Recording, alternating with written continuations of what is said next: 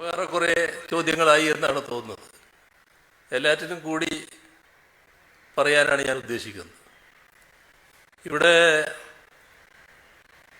നേരത്തെ ഞാൻ പറഞ്ഞതുപോലെ നിർഭാഗ്യകരമായ ഒരു പരാമർശം, അതിലൂടെ നിർഭാഗ്യകരമായൊരു വിവാദം നമ്മുടെ നാട്ടിൽ ഉയർന്നു വന്നു. ഒന്ന് ലവ് ജിഹാദ്, മറ്റൊന്ന് നാർക്കോട്ടിക് ജിഹാദ്. ഇതിൽ പ്രണയവും മയക്കുമരുന്നുമൊക്കെ ഏതെങ്കിലും മതത്തിൻ്റെ കണക്കിലേക്ക് തള്ളേണ്ടതല്ല. അതിൻ്റെ പേരിൽ വിവാദങ്ങൾക്ക് തീ കൊടുത്ത് നമ്മുടെ നാടിൻ്റെ ഐക്യത്തിനും സമാധാനത്തിനും ഭംഗം വരുത്താനുള്ള തൽപരകക്ഷികളുടെ വ്യാമോഹം, അത് വ്യാമോഹമായി തന്നെ അവസാനിക്കുകയുള്ളൂ. നിലവിൽ ചിലർ പ്രചരിപ്പിക്കുന്ന കാര്യങ്ങൾക്ക് വസ്തുതയുടെ പിൻബലമില്ല. ഇപ്പോൾ കേരളത്തിലെ മതപരിവർത്തനം, അതേപോലെ തന്നെ മയക്കുമരുന്ന് കേസുകൾ, ഇവയിലെല്ലാം ഉൾപ്പെട്ട ആളുകളുടെ വിവരങ്ങൾ വിലയിരുത്തിയാൽ ന്യൂനപക്ഷ മതങ്ങൾക്ക് എന്തെങ്കിലും പ്രത്യേക പങ്കാളിത്തമില്ല എന്ന് മനസ്സിലാക്കാനാകും. ഈ പ്രശ്നം ശ്രദ്ധയിൽ വന്നപ്പോൾ തന്നെ പറഞ്ഞത് ആവർത്തിക്കുകയാണ്. ഇതിനൊന്നിനും ഏതെങ്കിലും മതമില്ല, മതത്തിൻ്റെ കള്ളിയിൽ പെടുത്താൻ കഴിയുകയുമില്ല. ക്രിസ്തുമതത്തിൽ നിന്നും ആളുകളെ ഇസ്ലാം മതത്തിലേക്ക് കൂടുതലായി പരിവർത്തനം ചെയ്യുന്നു എന്നുള്ള ആശങ്കയും അടിസ്ഥാനരഹിതമാണ്. നിർബന്ധിത മതപരിവർത്തനം നടത്തിയത് സംബന്ധിച്ച് പരാതികളോ വ്യക്തമായ വിവരങ്ങളോ ലഭിച്ചിട്ടില്ല. ഏതാനും വർഷങ്ങൾ മുൻപ് കോട്ടയം സ്വദേശിനി അഖില ഹാദിയ എന്ന പേര് സ്വീകരിച്ചു. ഇസ്ലാം മതത്തിലേക്ക് പരിവർത്തനം ചെയ്തത് നിർബന്ധിത മതപരിവർത്തനമാണെന്ന വ്യാഖ്യാനങ്ങളും ആരോപണങ്ങളും ഉയർന്നിരുന്നു. ബഹുമാനപ്പെട്ട കേരള ഹൈക്കോടതിയും സുപ്രീം കോടതിയും ആ കേസ് വിശകലനം ചെയ്ത് ആരോപണം വാസ്തവവിരുദ്ധമാണെന്നും പ്രായപൂർത്തിയായതും മതിയായ വിദ്യാഭ്യാസമുള്ളതുമായ യുവതി സ്വന്തം ഇഷ്ടപ്രകാരം മതപരിവർത്തനം ചെയ്തതാണെന്നുമാണ് കണ്ടെത്തിയത്. ക്രിസ്ത്യാനികൾ ഉൾപ്പെടെയുള്ള ഇതര മതസ്ഥരായ പെൺകുട്ടികളെ പ്രണയക്കുരുക്കിൽപ്പെടുത്തി മതപരിവർത്തനം നടത്തിയ ശേഷം IS പോലുള്ള തീവ്രവാദ സംഘടനകളിൽ എത്തിക്കുന്നതായുള്ള പ്രചരണത്തിൻ്റെ നിജസ്ഥിതി പരിശോധിച്ചു. അപ്പോഴും മറ്റൊരു ചിത്രമാണ് തെളിയുന്നത്. 2019 വരെ ISൽ ചേർന്നതായി വിവരം ലഭിച്ച മലയാളികളായ 100 പേരിൽ 72 പേർ തൊഴിൽപരമായ ആവശ്യങ്ങൾക്കോ മറ്റോ വിദേശ രാജ്യത്ത് പോയ ശേഷം അവിടെ നിന്നും IS ആശയങ്ങളിൽ ആകൃഷ്ടരായി ആ സംഘടനയിൽ എത്തിപ്പെട്ടതാണ്. അവരിൽ കോഴിക്കോട് തുരുത്തിയാട് സ്വദേശി ദാമോദരൻ്റെ മകൻ പ്രജു ഒഴികെ മറ്റെല്ലാവരും മുസ്ലിം സമുദായത്തിൽ ജനിച്ചവരാണ്. മറ്റുള്ള 28 പേർ ISIS ആശയങ്ങളിൽ ആകൃഷ്ടരായി കേരളത്തിൽ നിന്ന് തന്നെ പോയവരാണ് എന്നും കണ്ടെത്തിയിട്ടുണ്ട്. ആ 28 പേരിൽ 5 പേർ മാത്രമാണ് മറ്റ് മതങ്ങളിൽ നിന്നും ഇസ്ലാം മതത്തിലേക്ക് പരിവർത്തനം നടത്തിയ ശേഷം ISൽ ചേർന്നത്. അതിൽ തന്നെ തിരുവനന്തപുരം സ്വദേശിനി നിമിഷ എന്ന ഹിന്ദു മതത്തിൽപ്പെട്ട യുവതി, പാലക്കാട് സ്വദേശിയായ ബെക്സൺ എന്ന ക്രിസ്ത്യൻ യുവാവിനെ വിവാഹം ചെയ്തു. എറണാകുളം തമ്മന സ്വദേശിയായ മെറിൻ ജേക്കബ് എന്ന ക്രിസ്ത്യൻ യുവതി ബെസ്റ്റിൻ എന്ന ക്രിസ്ത്യൻ യുവാവിനെയും വിവാഹം കഴിച്ചു. ഈ 2 കൂട്ടരും ഇവരുടെ വിവാഹം കഴിഞ്ഞ ശേഷമാണ് ഇസ്ലാം മതത്തിലേക്ക് പരിവർത്തനം നടത്തുകയും ISൽ ചേരുകയും ചെയ്തു. 2 കൂട്ടർ വെച്ചാൽ 2 ദമ്പതിമാരാണ്, 4. ഇതിൽ പെൺകുട്ടികളെ പ്രണയക്കുരുക്കിൽപ്പെടുത്തി മതപരിവർത്തനം നടത്തി തീവ്രവാദ സംഘടനകളിൽ എത്തിക്കുന്നുവെന്ന പ്രചരണത്തെ സാധൂകരിക്കുന്നതല്ല ഈ കണക്കുകളൊന്നും. യുവതിയുവാക്കൾ മതതീവ്ര നിലപാടുകളിൽ ആകൃഷ്ടരായി തീവ്രവാദ സംഘടനകളിലും മറ്റും എത്തിപ്പെടാതിരിക്കാൻ സർക്കാർ ശക്തമായ ഇടപെടൽ നടത്തുന്നുണ്ട്. ഇതിനായി സ്റ്റേറ്റ് സ്പെഷ്യൽ ബ്രാഞ്ച് മുൻകൈയെടുത്ത് 2018 മുതൽ ഡീ റാഡിക്കലൈസേഷൻ പരിപാടികൾ സംഘടിപ്പിക്കുന്നുണ്ട്. തെറ്റായ നിലപാടുകളിൽ നിന്ന് പിന്തിരിപ്പിച്ച് അവരെ സാധാരണ മനോനിലയിലേക്ക് എത്തിക്കാനുള്ള ശ്രമമാണ് ഇങ്ങനെ തുടർച്ചയായി നടത്തുന്നത്. തീവ്ര മതനിലപാടുകൾ സ്വീകരിക്കുകയും IS ആശയങ്ങളോട് ആഭിമുഖ്യം പുലർത്തുകയും ചെയ്യുന്നതായി കണ്ട യുവാക്കളെ ഡീ റാഡിക്കലൈസേഷൻ പരിപാടികളിൽ പങ്കെടുപ്പിച്ച് അവരെ സമൂഹത്തിൻ്റെ മുഖ്യധാരയിലേക്ക് കൊണ്ടുവരാൻ കഴിഞ്ഞിട്ടുണ്ട്. തീവ്ര മതനിലപാടുകളിലൂടെ IS ആശയങ്ങളിൽ ആകൃഷ്ടരായി യുവാക്കൾ വഴിതെറ്റാതിരിക്കാൻ വിവിധ ജില്ലകളിലെ മഹല്ലുകളിലെ പുരോഹിതന്മാരെയും മഹല്ല് ഭാരവാഹികളെയും ഉൾപ്പെടുത്തി കൗണ്ടർ റാഡിക്കലൈസേഷൻ പ്രവർത്തനങ്ങൾ നടത്തുകയും ചെയ്തിട്ടുണ്ട്. ഇതിൽ അത്തരം കുടുംബങ്ങളെയും നല്ല രീതിയിൽ സമീപിച്ചിട്ടുണ്ട്.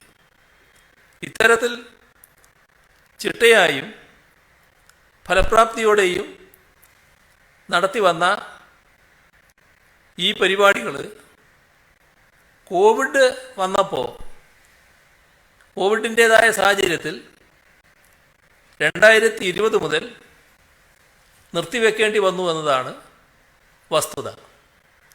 കോവിഡ് ശമിക്കുന്നതോടെ ആ പരിപാടി പുനരാരംഭിക്കുകയും ചെയ്യും. ഇതോടൊപ്പം നാർക്കോട്ടിക് ജിഹാദ് എന്ന പേരിൽ സംഘടിത ശ്രമങ്ങൾ നടക്കുന്നതായുള്ള പ്രസ്താവനയും പ്രചരണങ്ങളും തീർത്തും അടിസ്ഥാനരഹിതമായതാണ്. 2020 സംസ്ഥാനത്ത് രജിസ്റ്റർ ചെയ്ത NDPS ആക്ട് പ്രകാരമുള്ള കേസുകൾ 4941. അവയിൽ പ്രതികളായ 5422 പേരുണ്ട്. അവരിൽ 2700 പേര്, അതായത് 49.8% ഹിന്ദു മതത്തിൽപ്പെട്ടവരാണ്. 1869 പേര്, 34.47% അവർ ഇസ്ലാം മതത്തിൽപ്പെട്ടവരാണ്. 853 പേര്, 15.73% ക്രിസ്തു മതത്തിൽപ്പെട്ടവരാണ്. ഇതിൽ അസ്വാഭാവികമായ അനുപാതം എവിടെയുമില്ല. മതാടിസ്ഥാനത്തിലല്ല മയക്കുമരുന്ന് കച്ചവടം. നിർബന്ധിച്ച് മയക്കുമരുന്ന് ഉപയോഗിപ്പിച്ചതായോ മയക്കുമരുന്നിനടിമയാക്കി മതപരിവർത്തനം നടത്തിയതായോ പരാതികൾ ലഭിക്കുകയോ അത്തരം സംഭവങ്ങൾ ശ്രദ്ധയിൽപ്പെടുകയോ ചെയ്തിട്ടില്ല. മയക്കുമരുന്ന് ഉപയോക്താക്കളോ വിൽപ്പനക്കാരോ പ്രത്യേക സമുദായത്തിൽപ്പെടുന്നവരാണ് എന്നതിനും തെളിവുകൾ ലഭിച്ചിട്ടില്ല. സ്കൂൾ, കോളേജ് തലങ്ങളിൽ നാനാജാതി മതസ്ഥരായ വിദ്യാർത്ഥികളുണ്ട്. അതിലാരെങ്കിലും മയക്കുമരുന്ന് ഉപയോഗിക്കുകയോ മയക്കുമരുന്ന് വിപണന ശൃംഖലയിലെ കണ്ണികളാവുകയോ ചെയ്താൽ അത് പ്രത്യേക സമുദായത്തിൻ്റെ ആസൂത്രിത ശ്രമത്തിൻ്റെ ഭാഗമാണ് എന്ന് വിലയിരുത്തുന്നത് ബാലിശമാണ്. അത്തരം പ്രചാരണങ്ങൾ നമ്മുടേതുപോലെ എല്ലാ മതസ്ഥരും ഇടകലർന്ന് ജീവിക്കുന്ന പ്രദേശത്ത് വിദ്വേഷത്തിൻ്റെ വിത്തിടുന്നതാകും. സമൂഹത്തിൽ ധ്രുവീകരണം ആഗ്രഹിക്കുന്ന ശക്തികളെ ഈ വിവാദം ശക്തിപ്പെടുത്തുന്നതിനുള്ള ഇടപെടലിനാണ് എപ്പോഴും സർക്കാർ നേതൃത്വം നൽകിയിട്ടുള്ളത്. ഇനിയും അതുതന്നെയാണ് ചെയ്യുക. തീവ്ര നിലപാടുകളുടെ പ്രചാരകർക്കും അവയെ പ്രോത്സാഹിപ്പിക്കുന്നവർക്കും സ്ഥാനമില്ലാത്ത സമൂഹമാണ് നമ്മുടേത്. തെറ്റായ പ്രവണതകൾ ഏത് തലത്തിൽ നിന്നുണ്ടായാലും നിയമപരമായി നേരിടും. അതോടൊപ്പം ശരിയായ കാര്യങ്ങൾ മനസ്സിലാക്കി ഇടപെടാൻ സാമൂഹ്യ സംഘടനകളും രാഷ്ട്രീയ പാർട്ടികളും തയ്യാറാകണം. ഇതാണ് ഈ ഘട്ടത്തിൽ എനിക്ക് അഭ്യർത്ഥിക്കാനുള്ളത്. കലക്കവെള്ളത്തിൽ നിന്ന് അല്ലെങ്കിൽ വെള്ളം കലക്കി മീൻ പിടിക്കാൻ ശ്രമിക്കുന്ന ശക്തികളെ ഒറ്റപ്പെടുത്തുക തന്നെ വേണം. സാമുദായിക സ്പർദ്ധയ്ക്ക് കാരണമാകും വിധം വിദ്വേഷ പ്രചാരണം നടത്തുന്നവരെയും അതിന് സൗകര്യവും പിന്തുണയും നൽകുന്നവരെയും തുറന്നു കാട്ടാൻ സമൂഹം ഒന്നാകെ തയ്യാറാകണമെന്നാണ് അഭ്യർത്ഥിക്കാനുള്ളത്. ഇവിടെ പ്രതിപക്ഷ നേതാവിനെ പരാമർശിച്ചു. പ്രതിപക്ഷ നേതാവ് പറഞ്ഞതുപോലെ സർക്കാർ നിർദാക്ഷിണ്യം നടപടി സ്വീകരിക്കും. ഇത്തരം കാര്യങ്ങളിൽ ഒരു തരത്തിലുള്ള നോക്കി നിൽക്കുന്ന സമീപനമല്ല ഉണ്ടാവുക. ഇവിടെ ചില ചോദ്യങ്ങൾ കൂടി വരികയുണ്ടായി. അതിലൊന്ന് സർവകക്ഷി യോഗത്തിൻ്റെ പ്രശ്നമാണ്.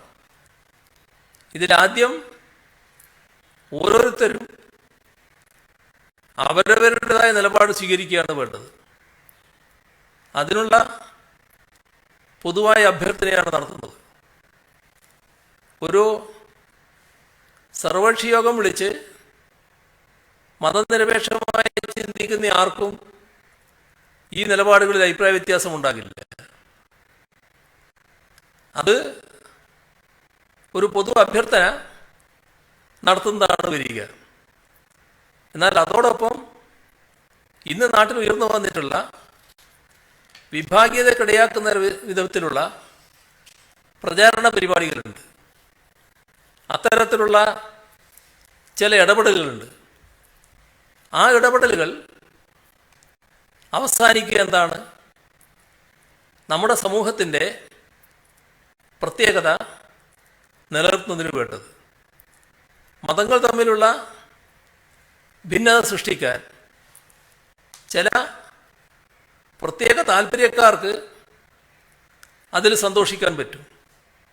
പക്ഷെ സാധാരണഗതിയിൽ നമ്മുടെ നാടിൻ്റെ പ്രത്യേകത ഉൾക്കൊള്ളുന്നവരും മതനിരപേക്ഷത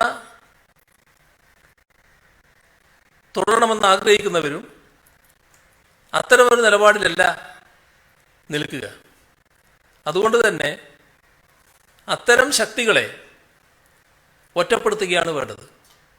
അതിന് ഓരോരുത്തരും ഓരോ വിഭാഗവും ഈ തരത്തിൽ പ്രകോപനപരമായ നിലപാട് സ്വീകരിക്കുന്നവരെ പ്രോത്സാഹിപ്പിക്കാതിരിക്കുക എന്നത് പ്രധാനമാണ്. അതൊന്ന് വിഭാഗം ചെയ്യേണ്ടതാണ്. ഈ ഒരു അവസരം ഉപയോഗിച്ച് കഴിയാവുന്നത്ര മറ്റു ചില നില സ്വീകരിച്ച് ഏതെങ്കിലും പ്രത്യേക ലാഭമുണ്ടാക്കി കളയാം എന്ന് ചിന്തിച്ച് ഇടപെടുന്നവരെ പൊതുസമൂഹത്തിന് മനസ്സിലാക്കാനും കഴിയും. അങ്ങനെ ഇടപെടുന്നവരിൽ വലിയ തോതിൽ സമൂഹത്തെ ഭിന്നിപ്പിക്കാൻ ആഗ്രഹിക്കുന്ന അല്ലെങ്കിൽ ഭിന്നിപ്പിച്ചുകൊണ്ടിരിക്കുന്ന വർഗീയ നിലപാടുകളുള്ളവരും ഉണ്ട് എന്നത് നാം മറക്കരുത്. അത്തരം ആളുകളെയും ശക്തികളെയും അതിന് നേതൃത്വം കൊടുക്കുന്നവരെയും തിരിച്ചറിയാൻ കഴിയുന്ന പ്രബുദ്ധമായ ഒരു സമൂഹമാണ് കേരളീയ സമൂഹം. അപ്പോൾ സംഭവിച്ച അനാവശ്യമായ ഒരു പ്രതികരണം, ആ പ്രതികരണത്തിൻ്റെ തെറ്റ് മനസ്സിലാക്കി അതിൻ്റെ തുടർ നടപടി ബന്ധപ്പെട്ടവരുടെ ഭാഗത്ത് നിന്ന് ഉണ്ടാവുകയാണ് വേണ്ടത്. അതോടൊപ്പം ഇതിൻ്റെ ഭാഗമായി കൂടുതൽ പ്രകോപനപരമായ നിലയിലേക്ക് നാടിനെയും ജനങ്ങളെയും എത്തിക്കാൻ ഒരു കൂട്ടരും സന്നദ്ധമാകരുത്. ഇവിടെ പാലാ ബിഷപ്പിനെ മന്ത്രി വാസവൻ സന്ദർശിച്ചതിനെക്കുറിച്ച് ഒരു ചോദ്യം വരികയുണ്ടായി. അദ്ദേഹം തന്നെ അതിന് കൃത്യമായി വിശദീകരണം നൽകിയിട്ടുണ്ട്. ഏതോ ഒരു പരിപാടിയിൽ രണ്ടു കൂട്ടരും കൂടി ഉണ്ടാകേണ്ടതായിരുന്നു, അതിന് പോകാൻ പറ്റിയില്ല. ബിഷപ്പ് തന്നെ കാണാൻ താല്പര്യം പ്രകടിപ്പിച്ചു. അങ്ങനെ അദ്ദേഹത്തെ പോയി കണ്ടുവന്നത് ശരിയാണ്. ഇതാണ് മന്ത്രി വാസവൻ തന്നെ വ്യക്തമാക്കിയിട്ടുള്ളത്. അതല്ലാതെ ഈ വിഷയവുമായി ബന്ധപ്പെട്ട് എന്തെങ്കിലും ചർച്ച നടത്താനോ ആ പ്രശ്നത്തിൽ പാലാ ബിഷപ്പിന് പിന്തുണ നൽകാനോ അല്ല മന്ത്രി വാസവൻ പോയത്. ആ പ്രശ്നത്തിൽ പാലാ ബിഷപ്പ് സ്വീകരിച്ച സമീപനത്തെക്കുറിച്ച് വ്യക്തതയോടെ തന്നെ നേരത്തെ സംസാരിച്ചു കഴിഞ്ഞതാണ്. അതിൽ ആ നിലപാടിനെ പിന്താങ്ങുന്ന സമീപനമല്ല സർക്കാരിനുള്ളതെന്ന് ഇത്രയും കാര്യങ്ങളിൽ നിന്ന് നിങ്ങൾക്ക് വ്യക്തമായിട്ടുണ്ടാകുമെന്നാണ് തോന്നുന്നത്. ഇതാണ് അത് സംബന്ധിച്ച് പൊതുവെ പറയാനുള്ളത്. ഈ സർവകക്ഷി യോഗം ഉണ്ടാകില്ല എന്ന് തന്നെയാണോ? സർവകക്ഷി യോഗം വിളിച്ചാൽ എന്താണ് അതുകൊണ്ട് പ്രത്യേക ഗുണം എന്നുള്ളതാണ്. ഇപ്പോ അത്തരമൊരു യോഗമല്ല വേണ്ടത്. ഓരോ കക്ഷിയും അവരവരുടേതായ പ്ലാറ്റ്ഫോമിൽ വെച്ച് ഇതിനെതിരെയുള്ള ശക്തമായ നിലപാട് സ്വീകരിക്കുക, അവര് ബന്ധപ്പെട്ട ആളുകളെ തെറ്റിദ്ധരിപ്പിക്കാൻ വേണ്ടി പ്രേരിപ്പിക്കുക. ഏറെക്കുറെ എല്ലാ മതനിരപേക്ഷ ചിന്താഗതിക്കാർക്കും ശക്തികൾക്കും ഒരേ അഭിപ്രായമായിരിക്കും ഇക്കാര്യത്തിൽ ഉണ്ടാവുക. അവരെ അഭിപ്രായം നാട്ടിൽ പ്രചരിപ്പിക്കുന്നതാണ് നന്നാവുക. സർക്കാർ സർവകക്ഷി യോഗം വിളിച്ചില്ലെങ്കിൽ തങ്ങൾ വിളിക്കുമെന്നാണ് പ്രതിപക്ഷം പറയുന്നത്. അതിനായി പാർക്കാ തടസ്സം പരിഹരിക്കപ്പെടും. അതായത് ഇതിനൊരു ചർച്ചയ്ക്ക് ഉള്ള ഒരു സ്പേസ് ഇല്ലാതെ വരും. എന്താണ് അവിടെ ചർച്ച ചെയ്യുക? ഇവിടെ നിങ്ങൾ മനസ്സിലാക്കേണ്ടത്, സർവകക്ഷി യോഗത്തിലുള്ള ഏതെങ്കിലും ഒരു കക്ഷിയുടെ ഭാഗത്തു നിന്നല്ല ഇത്തരം ഒരു പ്രശ്നം വന്നിട്ടുള്ളത്. അവരേതെങ്കിലും ഒരു നിലപാട് സ്വീകരിക്കലല്ല പ്രശ്നം പുറത്താണ് നിൽക്കുന്നത്. ആ തെറ്റായൊരു പരാമർശം ഉണ്ടായതാണ് പ്രശ്നം. ആ തെറ്റായ പരാമർശത്തിൻ്റെ കാര്യത്തിൽ എല്ലാ കക്ഷികൾക്കുമുള്ള അഭിപ്രായം ഇപ്പോൾ വ്യക്തമാക്കി കഴിഞ്ഞിട്ടുണ്ട്. അതനുസരിച്ചുള്ള നിലപാട് വരികയാണ് വേണ്ടത്. അതിന് സർവകക്ഷി യോഗത്തിലൂടെ പരിഹാരം കാണാൻ കഴിയുന്നതല്ല. അതാണ് പ്രശ്നം. ഈ സർവകക്ഷി യോഗം എന്ന് പറയുമ്പോൾ ഒരു രാഷ്ട്രീയ മുതലെടുപ്പിനുള്ള ശ്രമമായി അങ്ങനെ കാണുന്നുണ്ടോ? രാഷ്ട്രീയ മുതലെടുപ്പിന്റെ ശ്രമം എന്ന് പറഞ്ഞാൽ അത് ഒരു മുദ്രാവാക്യമായിട്ട് അത് പറയാന്നല്ലാതെ നമ്മളെല്ലാവരും വ്യക്തമായ നിലപാട് സ്വീകരിച്ചു പോവുകയാണ് വേണ്ടതെന്നാണ് ഞാൻ പറഞ്ഞത്.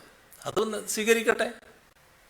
ഈ മത സാമുദായിക സംഘടനകളുടെ പ്രതിനിധികളെ അങ്ങ് കാണുകയോ അങ്ങ് അവരോട് നേരിട്ട് സംസാരിക്കുകയോ ചെയ്താൽ ഇപ്പോഴുള്ള ഈ ഒരു അന്തരീക്ഷത്തിൽ അയവ് വരില്ലേ?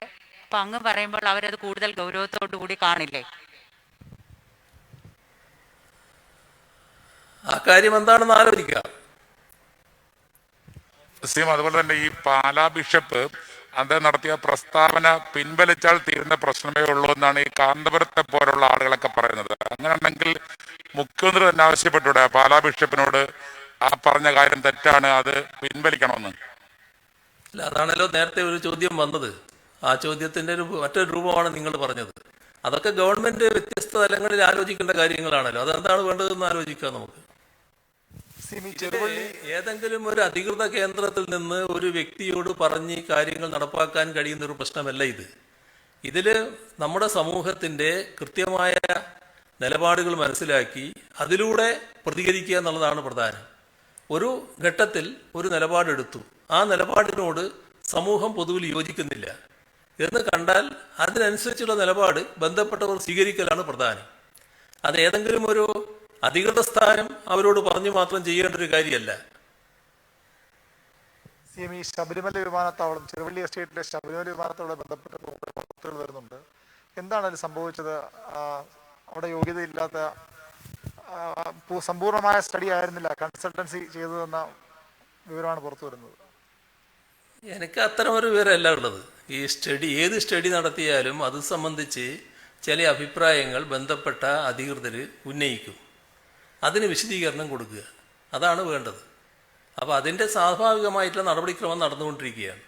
അപ്പോൾ അതിൽ പ്രത്യേകമായി ആശങ്കപ്പെടേണ്ട ഒരു കാര്യമില്ല. നാട് ആഗ്രഹിക്കുന്ന ഒരു പദ്ധതിയാണ് ശബരിമലയിൽ വിമാനത്താവളം ഉണ്ടാകുക എന്നുള്ളത്. എല്ലാവരും ആഗ്രഹിക്കുന്നൊരു കാര്യമാണ്. അപ്പോൾ സ്വാഭാവികമായുള്ള ചില ചോദ്യങ്ങൾ വന്നു എന്നുള്ളതേ ഉള്ളൂ. അതിന് മറുപടി ചെല്ലുമ്പോൾ അതിൻ്റെ ഭാഗങ്ങൾ അവസാനിക്കുമെന്ന് തന്നെയാണ് കണക്കാക്കേണ്ടത്. അപ്പോൾ നമുക്കിവിടെ നിർത്താം എന്നാൽ.